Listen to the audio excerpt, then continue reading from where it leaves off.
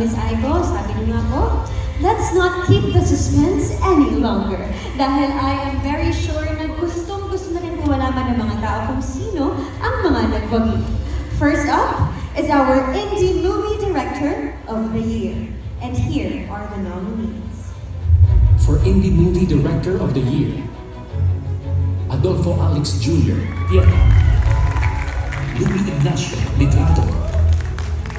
Joel Lamaman, Fall Guy. Benedict Nique, Monday First Screening. Carl Joseph Papa, Itimapukpuka. F.M. Reyes, In His Mother's Eyes. And Vincent Tañada, Ako Si Ninoy.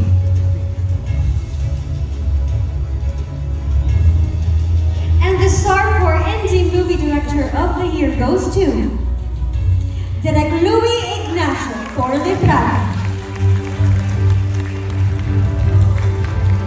Presenting the trophy for the PMPC is former PMPC President Roldan Castro.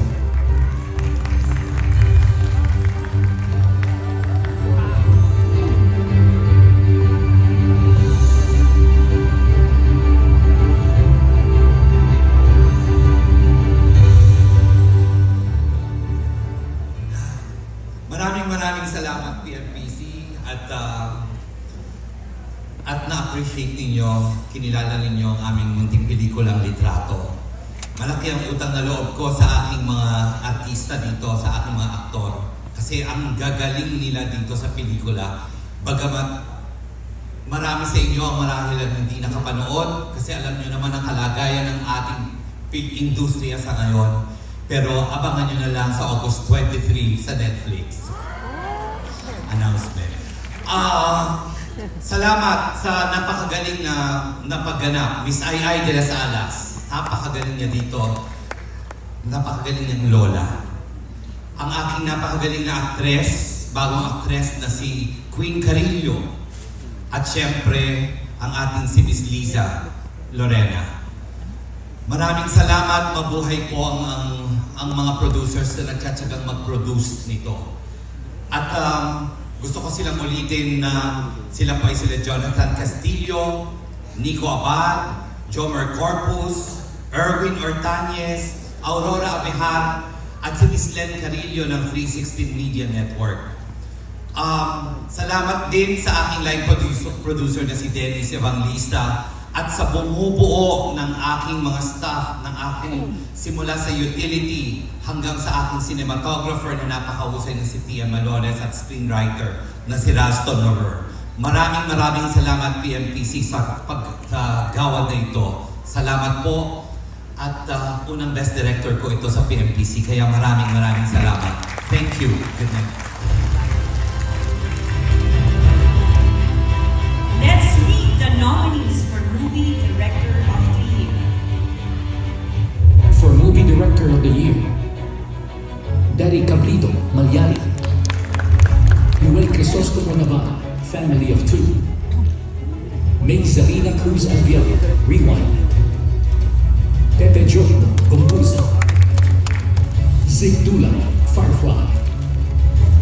Romel Benessa and Conrado Guerra, When I Met You in Tokyo. And Irene Emma Villamor, 5 Breakups and a Romance.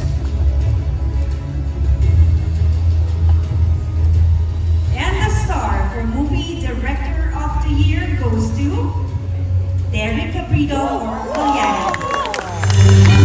Presenting the trophy for the PMPC is Glenn Sibonga. Together with Binibini Pilipinas Samantha Acosta, Brand Ambassador, with Jan Llamado, Lead Marketing of Playtime, to present the 25,000 peso cash prize to the Movie Director of the Year.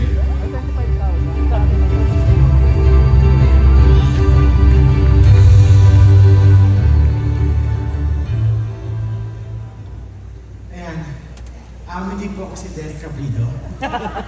Alam ko po yung director po namin napaka-busy at alam ko napaka-busy sa maraming pelikula ngayon.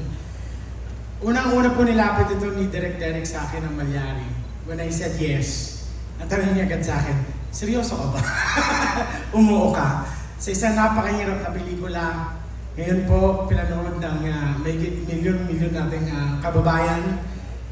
Direk Derek, maraming salamat ayan sa paglapit sa akin ng istorya ni Juan Severino Malyari. And for sure, nagpapasalamat po si Direk Derek Cabrido sa PMPC. Maraming salamat po sa inyo lahat. And of course, sa lahat ng crew, for sure, nagpapasalamat din si Direk Derek. Direk Derek, congratulations!